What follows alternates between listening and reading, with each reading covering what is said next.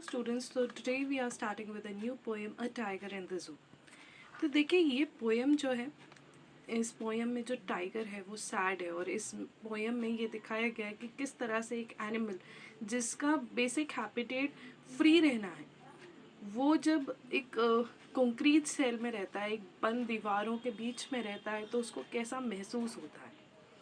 ठीक है, तो अभी जब हम इस पोएम में देखेंगे तो ये पोएम स्टार्ट होती है जू से, फिर मूव करती है फॉरेस्ट की तरफ और फिर वापस आती है जू की।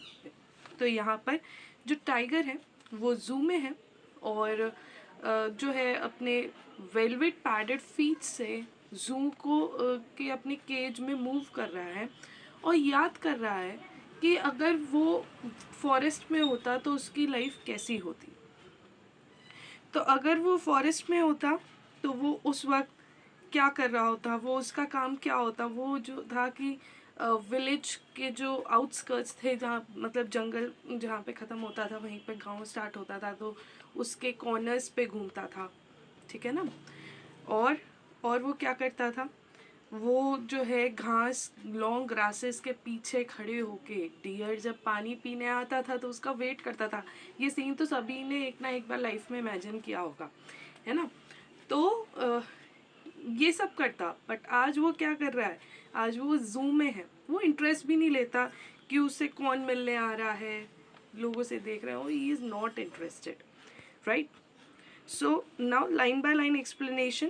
He stalks in his vivid stripes, the few steps of his cage on pads of velvet quiet, in his quiet rage.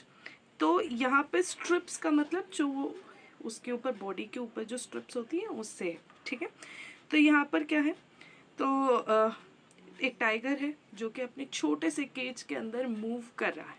ठीक है, उसके ऊपर बहुत सुंदर सुंदर स्ट्राइप्स हैं और उसके पॉज जो है, उसके पैर जो हैं वो बहुत ही सॉफ्ट हैं। ठीक है, बट वो हैप्पी नहीं है। ठीक है, in his quite rage, rage means angry. ठीक है, तो वो हैप्पी नहीं है, वो गुस्से में है। ठीक है, he should be lurking in shadow. अब देखिए, अब पोएम अभी तक कहाँ थी, जू में थी। अब पोएम किस तरफ मूव कर रही है, फॉरेस्ट की तरफ मूव कर रही है। He should be lurking in shadow sliding through long grass near the water hole where plump deer pass. तो यहाँ पर क्या होता है, जो पोएट है वो कहता है कि शायद इस टाइम पे टाइगर फॉरेस्ट पे क्या कर रहा होता, लॉन्ग ग्रासेस के पीछे छुप रहा होता। ठीक है, छुप के वो वेट कर रहा होता कि जब उस जो डियर है वो पानी जहाँ पर है वहाँ पर आएगा तो वो उस पर अटैक करेगा। ठीक है, बट अभी वो ऐसा नहीं कर पा रहा है।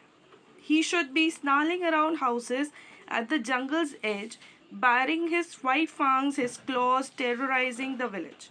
तो वो क्या कहते हैं कि इस टाइम पे वो क्या कर रहा होता, या वो अगर फॉरेस्ट में होता है तो क्या कर रहा होता, वो जो जंगल के पास के गांव हैं उनके आसपास ऐसे घूम रहा होता और विलेजर्स को अपने चमकते हुए दांतों से, अपने नुकीले नाखूनों से डरा रहा होता, राइट।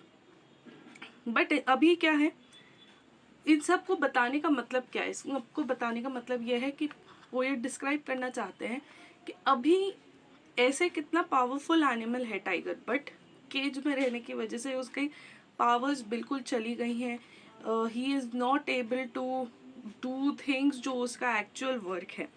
ठीक है, एंड उसकी पर्सनालिटी पूरी तरह चेंज हो चुकी है एंड दिस इज़ हाउ उसकी लाइफ बहुत सैड हो चुकी है। So this is all about this poem.